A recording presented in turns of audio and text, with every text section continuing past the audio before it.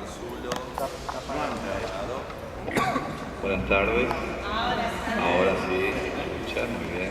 Mi nombre es Miguel Marzulo, soy el rector de la Escuela Técnica de la Universidad de Buenos Aires, y así que me toca ser anfitrión de todos ustedes. Bienvenidos a esta casa, bienvenidos a la Universidad de Buenos Aires. ¿Sí? Verdaderamente para nosotros es un honor recibirlos a ustedes y también es un gran honor recibir al profesor Ángel Díaz Barriga, ¿sí? Que va a tener una disertación y después un espacio de preguntas.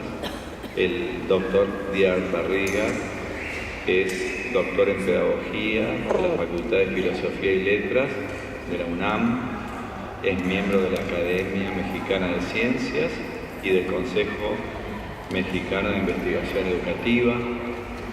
Su trabajo de investigación incluye la didáctica, el currículo y la evaluación educativa.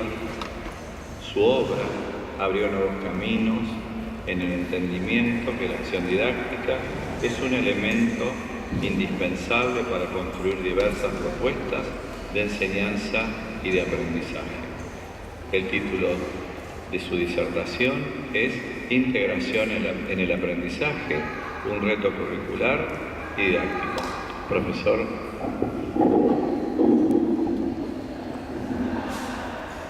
Buenas tardes.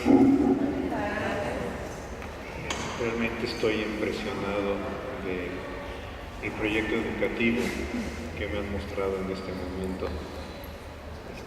Da mucho gusto ver en Argentina, que en América Latina se construyen proyectos educativos con esta orientación, con esta magnitud.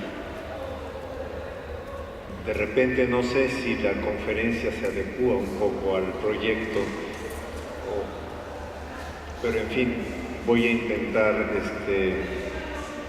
trabajar el tema que tenía presentado y hacer algunos comentarios de lo que he alcanzado a entender del proyecto. El eje de la conferencia es el aprendizaje y de alguna manera hacer girar lo curricular y lo didáctico en torno al aprendizaje. Digamos que estamos en una época en la reflexión didáctica desde hace tiempo, en donde lo que nos está ocupando como preocupación central no es tanto cómo enseñamos, sino es preguntarnos ¿y nuestros alumnos qué aprenden? Y cómo creamos condiciones para que puedan aprender un poco más. O sea, yo diría que ese es el eje de la conferencia. Está pensada en 4 temas principales. Los presento solo como organizador avanzado, no voy a detenerme a leerlos, pero trato de hacer en ellos lo que hice en didáctica y currículum, un interjuego entre la visión curricular y la visión didáctica. Hacia 1970, el profesor Snyder formuló para la didáctica la idea que se denominó una teoría del péndulo. Y al hablar de una teoría del péndulo, lo que el profesor trataba de enunciar es que lo que genéricamente denominamos la escuela tradicional, que no necesariamente había que colocarla en el bote de la basura, pero lo que genéricamente denominamos la escuela tradicional, fundamentalmente está en la actividad centrada en el docente. Muriel hoy se pregunta, ¿por qué los docentes aprendemos tanto cuando planeamos un curso? Y Muriel contesta, porque los docentes convertimos la planeación en un proyecto personal. Y al convertirlo en un proyecto personal, nos involucramos en él. Y dice, ¿y por qué los alumnos no aprenden? Porque no convierten eso en su proyecto. O sea, para ellos es algo externo que el profesor le está pidiendo, pero no es algo que surja de ellos. Esto tiene que ver un poco con lo que Snyder enunciaba como didáctica tradicional. La importancia de los contenidos, la importancia de un orden en los contenidos, que ciertamente en algunas asignaturas es importante ese orden, en otras puede soslayarse en algunos momentos, y la idea de que todo debe ser visto.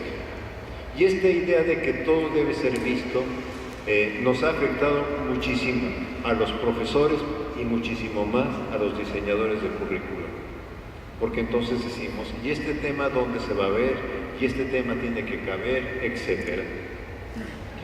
Es importante la erudición del profesor, el saber docente, y yo no reniego del saber docente, yo pienso que sigue siendo una función sustantiva en la educación. Sí, la idea de educar para la vida, que hoy sí rechazan nuestros alumnos.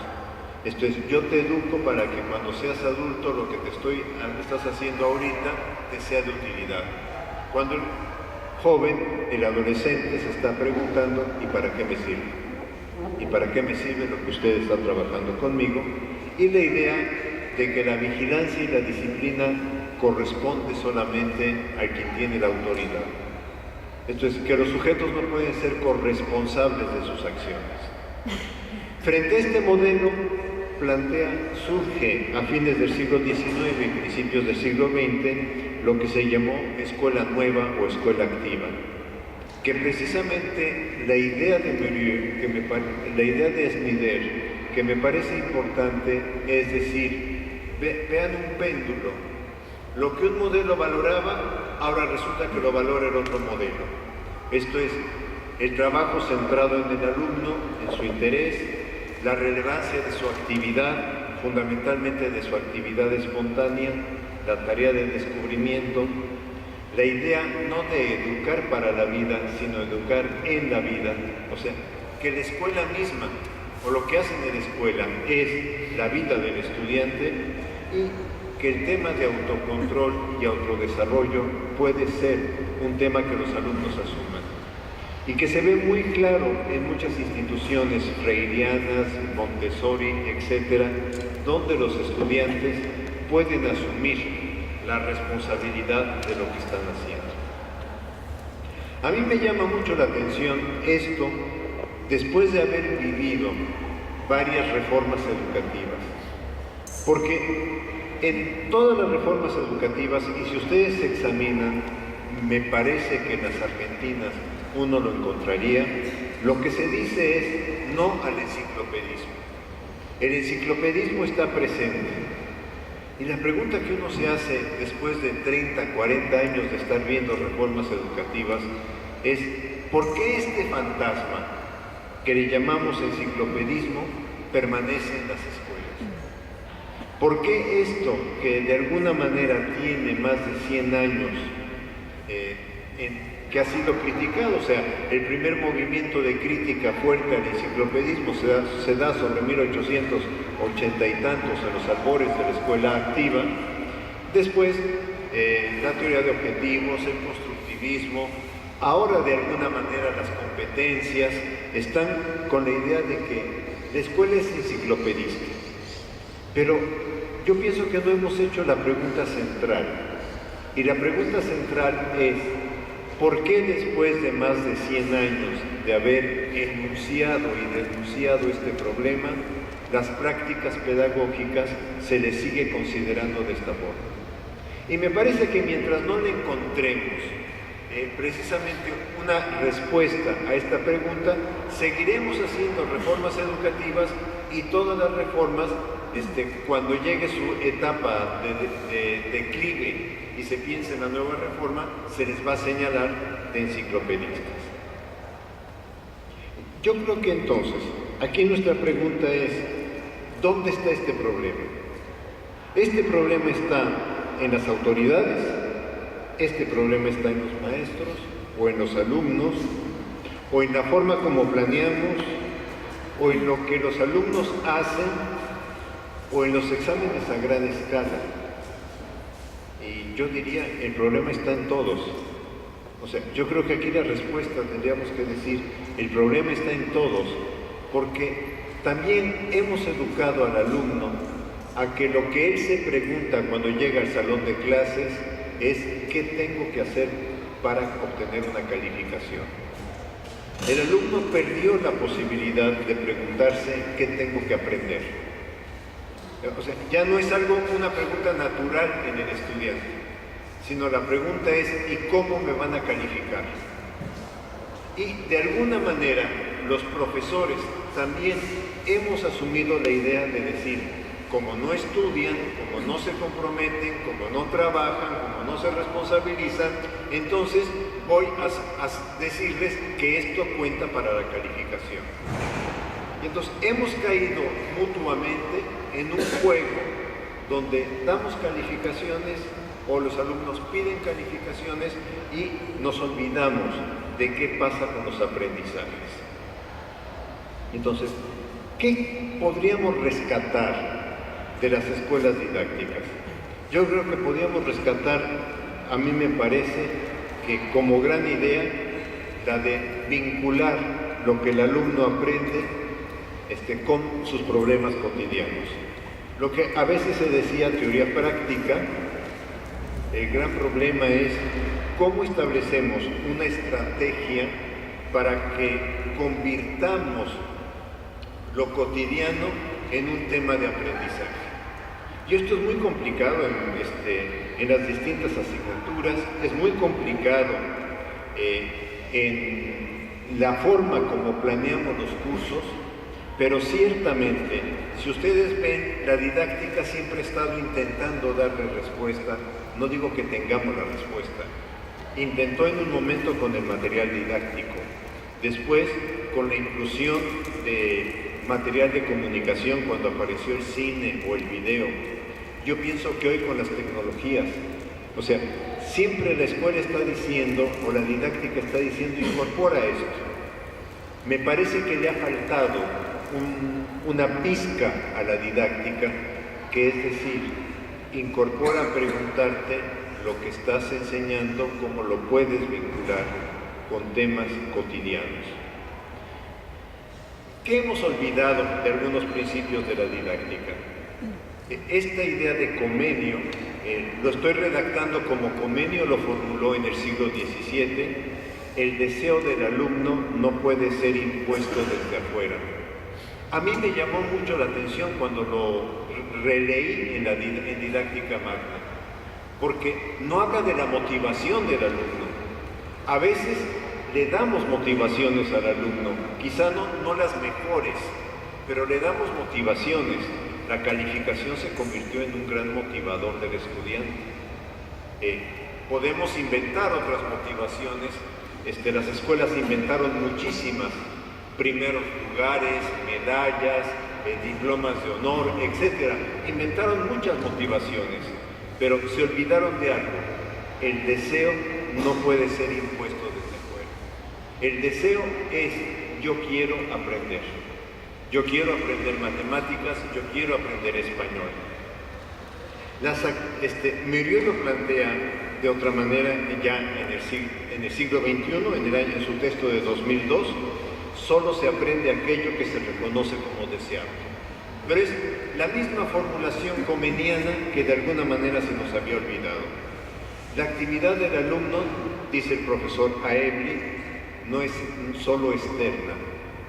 Pensar es actuar.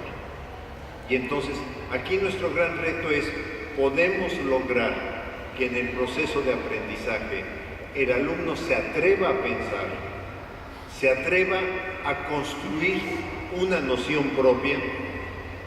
Cada alumno aprende en función de su historia personal y bueno, esto se aplica enormemente al contexto donde está esta escuela. Indudablemente que es probablemente uno de los leitmotiv que en esta escuela encuentran permanentemente, y el diálogo es un elemento estructurante del aprendizaje. Yo veo que tienen una ventaja frente a 1000 desventajas, pero veo que tienen una gran ventaja: tienen grupos pequeños, y al tener grupos pequeños pueden armar esta posibilidad de diálogo. Y bueno, aquí surgen las ideas didácticas: aprendizaje basado en problemas. O sea, yo no acepto esta idea de que fue un enfoque que surgió en Canadá. yo creo que ya se usaba en todo el movimiento Escuela Activa. Desde Kirkpatrick encuentra uno de los años 30, encuentra uno temas referidos al aprendizaje. Aebli lo utiliza en 58, el sistema modular por objetos de transformación en 76, Brunner hace referencia al mismo en 78. Pero pienso que no es suficiente que hablemos de aprendizaje basado en problemas, sino que el problema que tenemos es cómo construimos situaciones didácticas en torno a un problema. Y probablemente esto nos lleve en el sistema escolar a rebasar el modelo de organización por asignaturas que tenemos. ¿Para qué usamos aprendizaje en problemas? Cuando buscamos que los alumnos integren habilidades de investigación, que no repitan la información, o sea, en muchas ocasiones nos quejamos, es que el alumno copia y pega. Decimos hoy copia y pega porque hay internet. Cuando nosotros éramos estudiantes también copiábamos y pegábamos, nada más que transcribíamos. Escucho en el medio donde me muevo varios profesores que dicen: yo no les dejo que me lo presenten el trabajo de internet para que por lo menos hagan el ejercicio de transcribirlo y algo se les quede. O sea, yo pienso que el problema no es que algo se les quede, sino cómo podemos plantearle un reto al estudiante para que, utilizando la información que puede venir en un libro, que puede venir en internet, que puede venir en un documento, que puede venir en un video, finalmente es información. ¿Cómo le hacemos para que esta información él la reorganice y la resignifique? Yo recuerdo mucho una profesora de historia en México que se negaba al copia y pega y me decía: el copia y pega es problema del profesor, no del alumno. Si yo le pregunto al alumno cuáles son las causas de la Segunda Guerra Mundial, automáticamente lo estoy mandando a Google, va a encontrar en Google las causas y me las va a colocar. Si yo le pregunto cuáles de las causas que provocaron la Segunda Guerra Mundial se encuentran presentes en este momento y por qué, automáticamente va a sacar algo de Google, pero otra cosa la tiene que empezar a sacar de su proceso interno. Y es como le voy creando los retos. Se busca que trabajen situaciones inéditas y se busca que trabajen en grupos. Me gustó, debo decirlo, no es habitual en una escuela encontrar mobiliario, que el mobiliario permita el trabajo interactivo entre los estudiantes. Debo decirlo, me gustó, porque es una manera también en que le estamos diciendo: la fuente de información no solamente es el libro, no solamente es el docente, la fuente de información también está en la interacción que tú estás haciendo en determinado momento con tus compañeros. El problema puede ser un problema corto, un problema que estructure todo el curso o un problema que articule varios cursos. Y yo pienso que el reto que vamos a tener en educación es ver hasta dónde logramos articular el trabajo de varios docentes. Ya algunos colegas lo están intentando para esta actividad. El aprendizaje, que en un momento llamamos grupal, a partir de las tecnologías se llama colaborativo. Yo no dejaría lo grupal, porque me parece que hablar de teorías del grupo, sea de dinámica de grupo, sea de grupos vocales, etcétera, es importante, porque da elementos explicativos a esa interacción. Lo colaborativo no da los elementos explicativos, por lo menos en este momento. Sin embargo, tampoco puedo renunciar a la palabra colaborativo porque es la palabra que más se utiliza. Ahora, tengo que reconocer, ya el internado jesuita del siglo XVI lo promovía. Ya en los escritos de La Salle del siglo XVIII ya se encuentra esta idea, quizá como competencias. O sea, aquí tengo el grupo de halcones y aquí tengo el grupo de leones y se van a preguntar y van a ir... quizá como competencias, pero ya existían, sin llamarle grupal o colaborativo. Sí es un tema central en Kilpatrick o en Freinet. En los años 60-70 fueron dinámica de grupos y hubo el boom de la dinámica de grupos.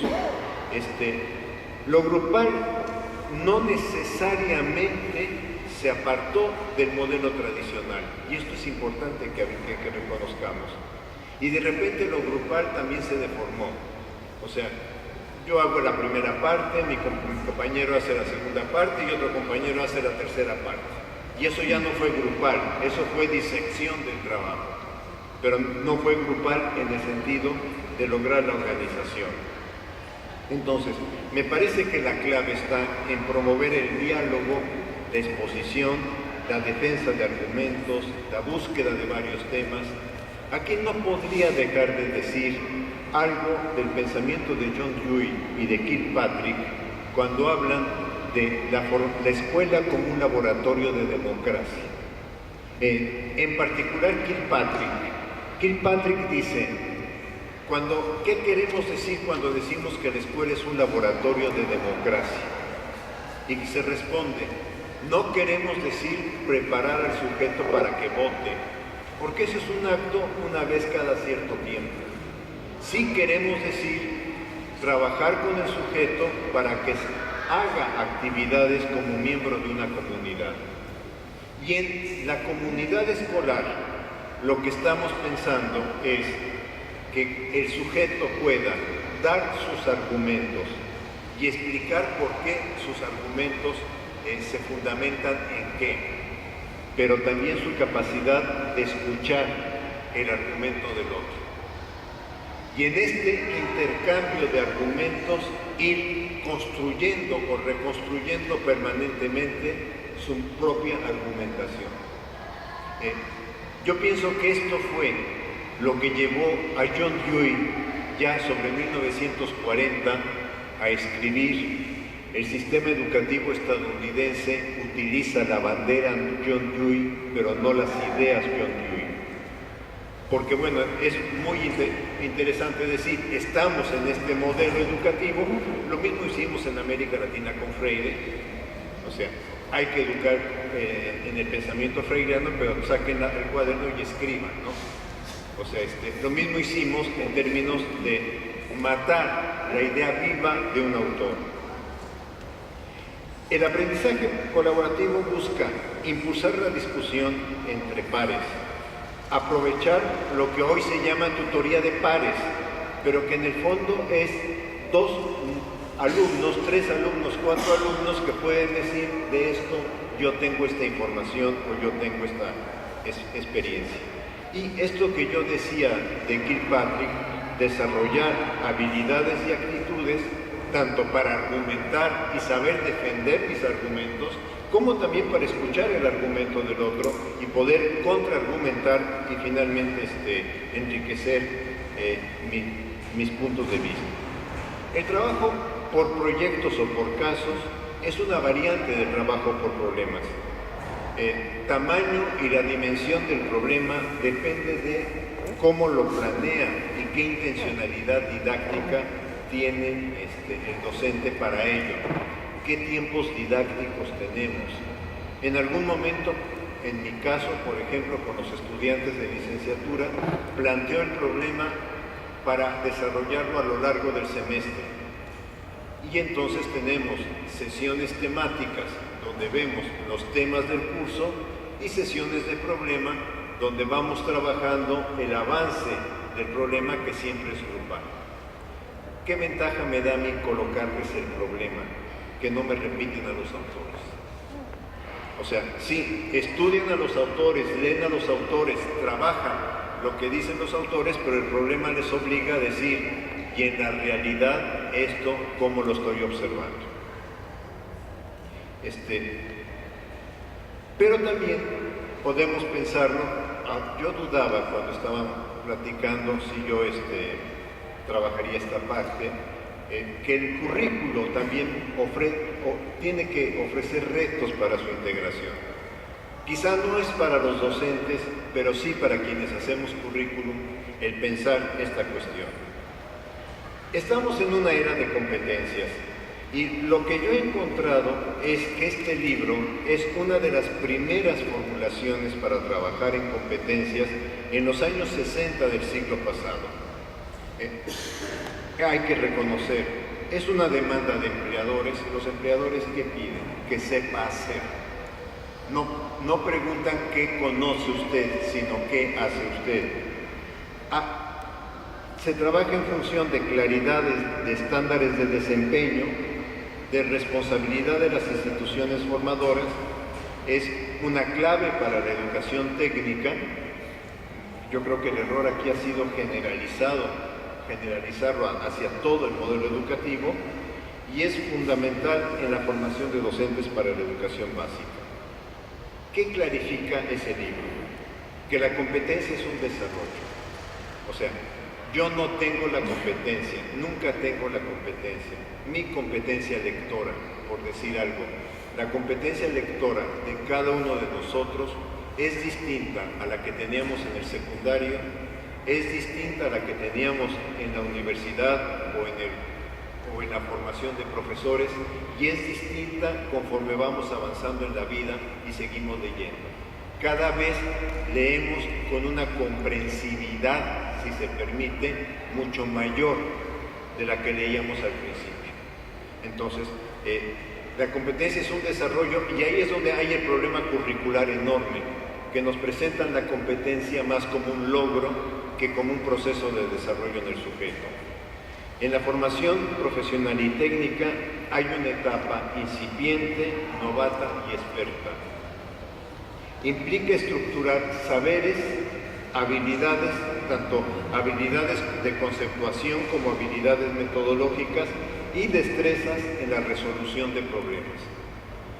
Entonces, quizá en los planes de estudio no sea tan fácil este tema. La verdad es que a mí me gusta mucho el hacer una mirada histórica, y si yo me voy a didáctica magna, yo digo que ahí hay una historia oculta que se puede rastrear. Comenio 1657, aumentarás el interés del alumno si haces de ver la utilidad en el aprendizaje. No está hablando de competencias, no está hablando de los temas actuales, pero ahí está, pudiéramos decir, un foco del problema que habría que desarrollar. Y ya en el siglo XX, Franklin Bobbitt, que es el primer autor de currículum, su libro The Curriculum, escrito en 1918, ya lo que plantea es enseñar y evaluar a través de desempeños evidentes y observables, lo que en un momento se conoció como objetivos de aprendizaje. Y yo hoy, si reviso la reforma educativa mexicana, la reforma curricular mexicana, aunque habla de aprendizajes clave, cuando yo veo los programas, finalmente lo que está planteando que el profesor muestre es que hay una evidencia de desempeño de aprendizaje cuando está dando X unidad de un curso de matemáticas en tercero de primaria. O sea, lo que yo veo es que este concepto que se abrió hacia 1918 sigue siendo un concepto guía de la estructura curricular. Este cuadro de Roe a mí me parecía interesante porque plantea que los sujetos tienen elementos de su personalidad, tienen capacidades, pero que además, para poder construir esto que se llama competencias, hay que trabajar tanto conocimientos, habilidades y actitudes. Y que solo trabajando esto se puede llegar a lo que él llama en un momento dado subcompetencias y competencias. Cuando vemos la organización curricular, prácticamente todos los planes de estudio, el modelo impuesto y el modelo vigente de los planes de estudio es el modelo por asignaturas: matemáticas, español, biología, física, etc. No es fácil retar este modelo. ¿Qué ventajas tiene? Respeta el orden jerárquico del conocimiento. Establece con claridad una secuencia de aprendizaje. Primero aprendes este tema y luego pasas a este otro tema. Da un lugar a cada asignatura. Es un currículum fácil de administrar. Esto es, me falta el maestro de matemáticas, tengo que reemplazar al maestro de matemáticas. No tengo que mover la estructura. Su estructura es muy antigua. Hilda Taba dice que se podría hacer una arqueología del currículum con respecto a ello. Ahora, ¿qué desventajas tiene? El conocimiento se presenta como fragmentado. Esto es, la tarea de integrar todo le corresponde al alumno. Yo para el profesor de matemáticas rindo de esta manera, para el profesor de español rindo de esta otra forma, y para el de biología tengo que rendir de aquella forma. Esas formas no necesariamente se concilian, pero no importa, yo sé que lo tengo que hacer así para cada docente. No se percibe la utilidad o aplicación del contenido. No se percibe que estos contenidos me ayudan a resolver un problema en la propia asignatura, pero también un problema que me ayuda a integrar los saberes de las otras. Y requiere un importante esfuerzo de voluntad. Una voluntad en términos de decir, ahorita estoy en historia, no me gustará la historia, pero tengo que llevar adelante el saber de la historia.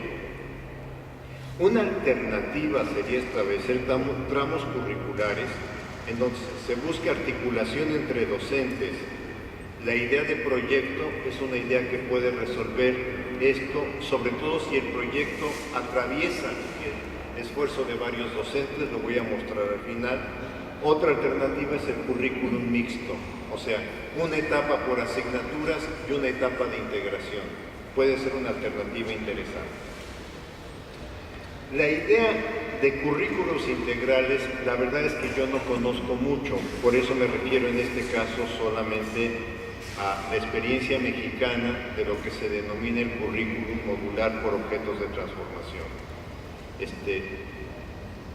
Todo el currículo está organizado en función de problemas, vincula conocimientos con la realidad, hay posibilidad de mayor motivación de los alumnos en términos de que siempre están en torno a un problema y desarrollan habilidades para resolver situaciones inéditas.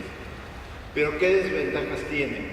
No todos los contenidos se pueden integrar. Yo recuerdo muy claro cuando hice la investigación, un profesor de medicina veterinaria que me decía, mira, yo en la UNAM estudié 56 asignaturas para ser médico veterinario. Aquí en la UAM, un estudiante con 12 problemas le damos el título de médico veterinario. Y tenemos que en 12 problemas intentar integrar lo que se trabaja en esas otras materias. Por supuesto, trabaja menos contenidos. Y esta es un poco la discusión e incluso el por qué en México no se alcanza a ver bien en algunas áreas a los egresados de este sistema. Porque se dice, no trabajan todos los contenidos que deberían de trabajar. Los egresados dicen, pero póngame un problema y va a ver cómo puedo estudiar el problema y puedo ofrecerle soluciones. Yo tengo una habilidad que es sé aprender y esa se la puedo ofrecer. Demanda un esfuerzo enorme de los docentes. Esta es la otra cuestión. El esfuerzo de trabajo docente probablemente sea lo que ha dificultado que el modelo se conserve.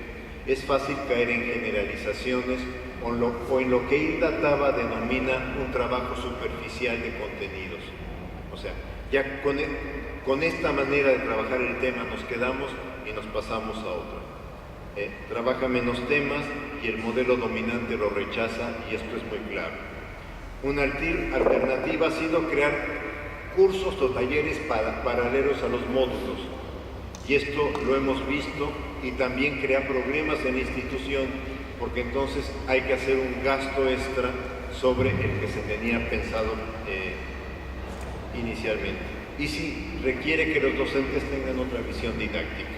una visión didáctica donde el problema sea el eje del trabajo y de alguna manera les demanda una cantidad de trabajo personal enorme a los docentes.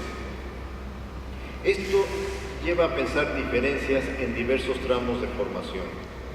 Primeros tramos más centrados en saberes, aunque con referencias a lo real.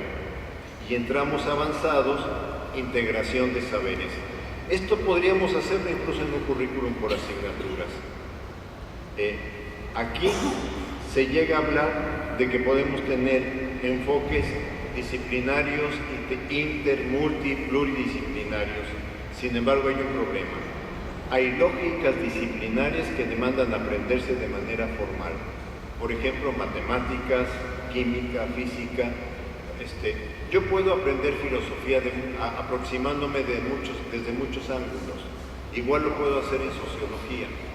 Pero en estas materias, si yo no voy en un orden lógico, difícilmente lo puedo lograr. Lo que no significa que no se puedan vincular con un tema de la realidad. Esto hay que tenerlo. Yo recuerdo el caso de unos docentes de matemáticas que discutían y cómo enseñamos el teorema de Pitágoras vinculado con la realidad. Y llegaron a la conclusión de decir, y voy a plantear las dos alternativas, aquí nada más dejé una. La primera alternativa que llegaron fue, yo tengo una pared y en la pared hice un rectángulo que mide tanto de largo por tanto de ancho.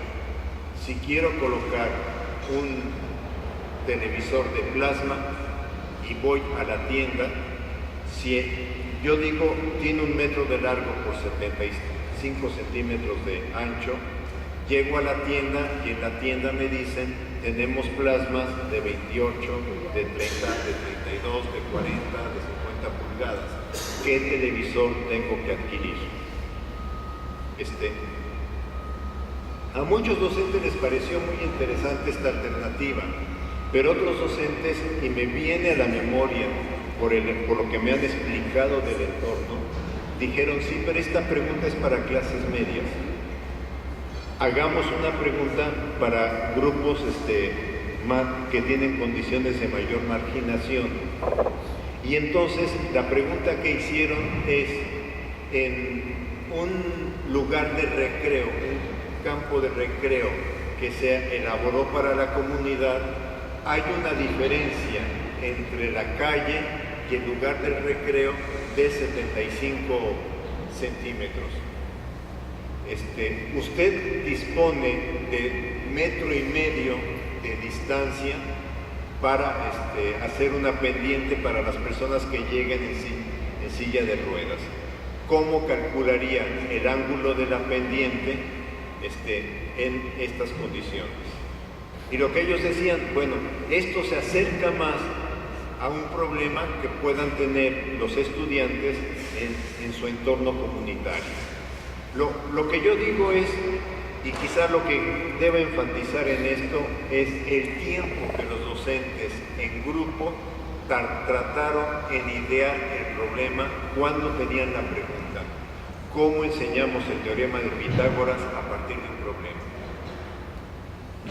Pasa otra cuestión, que automáticamente, si yo enseño el teorema de Pitágoras en pizarrón, voy y lo expongo, tengo una sesión de 1 hora o de 50 minutos y lo terminé de exponer y se acabó. Y si yo lo paso a problema, probablemente tenga que trabajar 3, 4 o 5 sesiones con los alumnos para que ellos vayan formulando y reformulando el planteamiento que están haciendo. Y por eso digo que viene una situación didáctica aquí. Aquí ya lo que traté de hacer es decir, ¿cómo se da esta integración curricular en un plan de estudios? Tomé casos de México en donde nuestra organización fundamental es por semestres y no por años. Entonces, en los planes de estudio tenemos organizaciones en donde la integración es vertical. Y entonces, no coloqué el nombre, pero podría ser en la primera columna, matemáticas 1, matemáticas 2 y matemáticas 3. O aquí podría ser química 1, química 2 y química. Y entonces son materias que se consideran que deben haberse acreditado para poder llevar la siguiente asignatura. Me equivoqué de darle clic. Esta es otra manera que tenemos para la integración. Y entonces, a veces tenemos una integración horizontal en todas las asignaturas. Sería un poco ideal o idealizable esta idea. Y a veces tenemos materias que se integran como por paquete. Por ejemplo, en la formación de docentes, a veces tenemos por aquí las materias socioeducativas. Y es un paquete, y acá no quedó bien la idea aquí, materias de la práctica, pero materias de la práctica docente son más bien transversales. Me volví a equivocar. Este es otro modelo. Este modelo va más pensado para programas de formación profesional, va pensado de tomar un ancho de materias e ir angostando las materias para que en la última etapa curricular el estudiante vaya concentrando su esfuerzo. Aquí sería en un área, podría ofrecer un currículum de acuerdo al número de alumnos, algunas otras áreas como opciones de concentración. Cuando tenemos planes de estudio donde tenemos 50, 40 estudiantes por promoción, nos queda una cuestión así. Cuando tenemos, la UNAM es la que tiene más en este sentido, planes de estudio donde llegamos a tener 800 o 900 estudiantes en la promoción, entonces sí les podemos ofrecer muchas maneras del área de concentración. Por ejemplo, recuerdo el currículum de filosofía, donde sí ofrece una formación filosófica, pero hacia la última etapa curricular se puede ir hacia filosofía marxista, hacia filosofía existencialista, hacia filosofía de las matemáticas, etc. El estudiante puede armar su paquete. El currículo no sufre porque tiene suficiente planta docente para poder hacer estas orientaciones, pero siempre es cuando se tiene un número importante de alumnos. Esta integración por un eje es probablemente la que me refería hace rato, donde todas las asignaturas tratan de converger en una asignatura que es la columna vertebral. Tuvimos un currículum de una experiencia muy interesante en arquitectura, donde lo que está en el centro se llamaba Taller Integral de Arquitectura. Y ahí convergían los estudiantes de primer año, dirían ustedes, hasta de los años avanzados, en el mismo taller. Y tenían que hacer proyectos. Y entonces el estudiante avanzado le pedía al estudiante que ingresaba que le fuera ayudando en el proyecto. Pero al mismo tiempo que le va ayudando, iba haciendo tutoría directa sobre el trabajo que iba haciendo el estudiante. Y aquí también lo tenemos en el caso de formación docente, donde la práctica docente es la columna vertebral y todas las demás asignaturas intentan alimentar lo que se está realizando en la práctica docente. Pero yo creo que en el fondo, si me coloco ya no del lado del experto curricular, sino del lado del docente, yo digo que el gran problema que tenemos en la integración curricular los docentes es que estamos acostumbrados a planear y a trabajar la clase desde temas y contenidos. No importa qué organización tenga el currículo, o sea, no importa que el currículo diga por competencias o diga constructivista, no importa eso. Cuando yo me siento a planificar, digo, sí, me piden una competencia, la redacto, pero después, ¿y el tema cuál es? Y entonces ya me quedo en el tema. Entonces, yo creo o considero que integrar lo real significa planear desde problemas, desde situaciones reales, e incluso desde un trabajo interdocentes de diversas materias. Los docentes con los que hemos trabajado esta situación, los docentes con los que trabajamos, el decir, a ver, planea por problemas, lo que nos dicen es, me lleva más tiempo. Debo reconocer que esto me lleva más tiempo, porque en la otra manera de planear, yo ya estoy muy acostumbrado a lo que tengo que hacer. En esta manera me invierto más. Me distraigo pero vean esta situación, y esta situación se la reinterpreto a César Coll. César Coll la redacta en un capítulo, y yo reinterpreté lo que estaba diciendo de esta manera. Si yo trabajo por exposición, vean que prácticamente yo sé muy bien cómo hacerlo. O sea, todos sabemos muy bien cómo organizarnos en este esquema, en el verde. O sea, exponemos el concepto, lo relacionamos con otros conceptos, ejemplificamos y ponemos ejercicios. Y ya tengo ahí el tema trabajado. En cambio, si trabajo por problemas o por descubrimiento, entonces yo tengo que plantearle al estudiante una situación problema.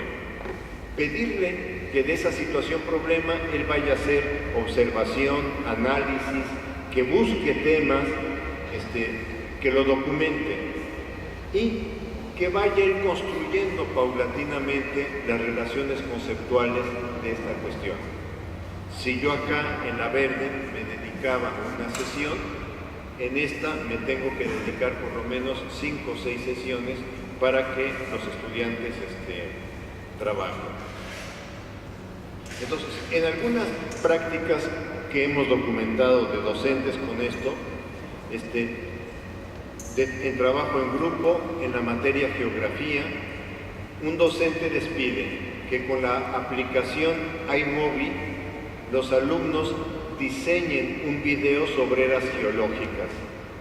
Previo a que diseñen el video sobre eras geológicas, les proporciona los puntos principales que debe reunir, las imágenes, el audio, la mesografía y la bibliografía para dar respuesta a una serie de preguntas que analizan de manera grupal. O sea, aquí los alumnos van a trabajar eras geológicas. Lo pueden encontrar en un libro, lo pueden encontrar en el capítulo de un libro. Pero al tener que documentarlo de esta manera, al tener las preguntas orientadoras del docente, evidentemente que se van a llevar más. Si el tema lo iba a trabajar en 3 sesiones, 10 sesiones va a consumir esto. Entre que van afinando las preguntas, entre que uno le va diciendo no es adecuado como lo estás enfocando, entre lo que los estudiantes van pensando el video y lo van presentando a sus compañeros para que también comenten sobre el video. ¿Qué consecuencia tiene?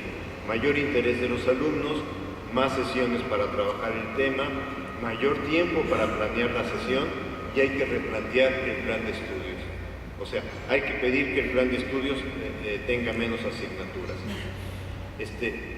En un caso de pérdida de energía en física, la profesora programa una práctica sobre pérdida de energía con rebote de pelotas. Solicita grabar un video en la aplicación Physic que traza la trayectoria del objeto y la inscribe en una gráfica. La profesora plantea preguntas sobre energía cinética, potencial y pérdida de energía tras la caída. Después de orientar este proceso, la profesora solicita que los resultados de la práctica se presenten en formato de video con duración de 3 minutos. O sea, si uno ve la organización, uno dice es una organización bien hecha. En la evaluación no solamente se evalúan los resultados, sino también el proceso de resolución. Se hacen comentarios de comunicación, de redacción y de la creatividad que mostraron los estudiantes. Puede parecer muy interesante. El gran problema es cómo logran los docentes estas situaciones. Acá lo tengo sobre el tema de romanticismo en literatura. Solamente me voy a dedicar al segundo porque esta profesora realmente fue muy creativa en todas las etapas que pudimos trabajar con ella. Les dejó leer algo de literatura gótica, lo cual parece medio absurdo que un estudiante tenga que leer eso. Pero cuando llegaron al salón de clases, y lo que yo esperaba es que les hiciera las preguntas tradicionales que hacen los profesores de literatura, qué dice el autor, dónde se encuentra esto, etc. Lo que ella inicia el salón de clases es presentando 10 minutos de un YouTube de Batman. Y terminando los 10 minutos de proyectar Batman, las preguntas que les hacen fueron 3. El que hizo el video de Batman, ¿qué elementos de la literatura gótica está retomando? ¿Qué elementos de forma? Y si a ustedes les dejaran hacer un video de eso, ¿qué le añadirían? O sea, con estas 3 preguntas se llevó la discusión del grupo, hizo que los estudiantes se metieran al tema. O sea, lo que yo quiero plantear es si se puede trabajar por problemas en un currículum por asignaturas. Este es de un curso universitario de bioquímica, es un curso de Graciela, quizá debe decir que los pusiera. El docente calendariza el trabajo, la idea es cómo se obtiene la energía metabólica mediante la ingestión de alimentos.